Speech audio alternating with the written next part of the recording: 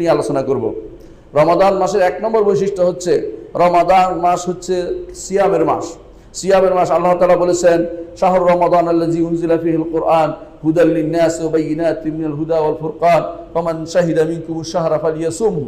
অর্থাৎ যে ব্যক্তি এই মাসে আসবে তাকে সওম পালন করতে হবে, এটা আল্লাহর পক্ষ থেকে নির্দেশনা।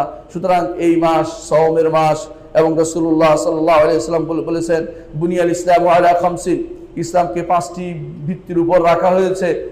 এর মধ্যে একটি বলেছেন ওয়াসিয়াম রমাদান, এবং রমাদান মাসে সওম পালন করা। সুতরাং রমাদান মাসের প্রথম বৈশিষ্ট্য হচ্ছে এই মাসে সওম পালন করা একটা ফরজ বৈশিষ্ট্য, নফল নয়। দ্বিতীয় বৈশিষ্ট্য হচ্ছে এই মাসে আল্লাহ তাআলা কোরআন নাজিল করেছেন। আল্লাহ তাআলা বলেছেন, শাহরু রমাদান আল্লাযী উনজিলা ফীহিল কুরআন, এই মাসে আল্লাহ তাআলা কোরআন নাজিল করেছেন।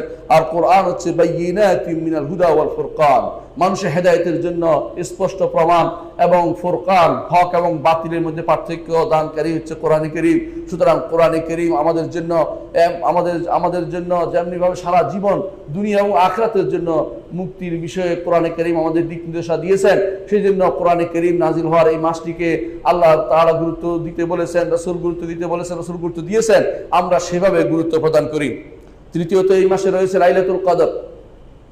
আর লাইলাতুল কদরের ব্যাপারে আল্লাহ তাআলা কোরআনে কারীম বলে দিয়েছেন, ইন্না আনজালনাহু ফি লাইলাতুল কদর, লাইলাতুল কদর আমরা সেটা নাজিল করেছি। লাইলাতুল কদর খায়রুম মিন আলফি শাহর, হাজার মাসের চেয়ে উত্তম। অর্থাৎ এমন মাস যেই মাসে লাইলাতুল কদর নেই সেই মাসগুলোর চেয়ে উত্তম। প্রায় 84 বছর হয় যদি কোনো এক রাত্রি যদি কোনো লাইলাতুল কদর আপনি যদি ইবাদত করতে পারেন, সেটা এত সওয়াব আপনার সওয়াবে পরিণত হবে।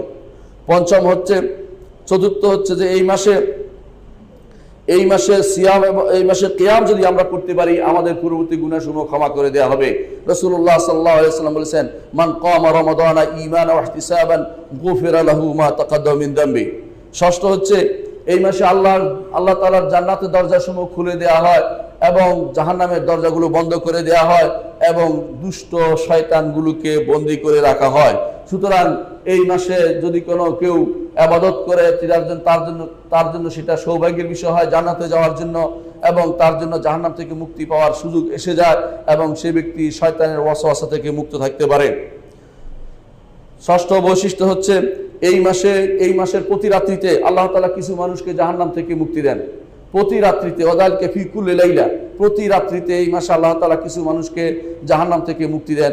প্রতি রাত্রিতে যেন দোয়া করবেন, আল্লাহ আমাকে যেন প্রতি রাত্রি দোয়া করবেন যেন আল্লাহ তাআলা আমাকে যেন সেই রাত্রিতে জাহান্নাম থেকে মুক্তির ব্যবস্থাপনা করে দেন। একবার যার জন্য এই মুক্তির পরোয়ানা জারি হবে তিনি হচ্ছেন সৌভাগ্যবান ব্যক্তি।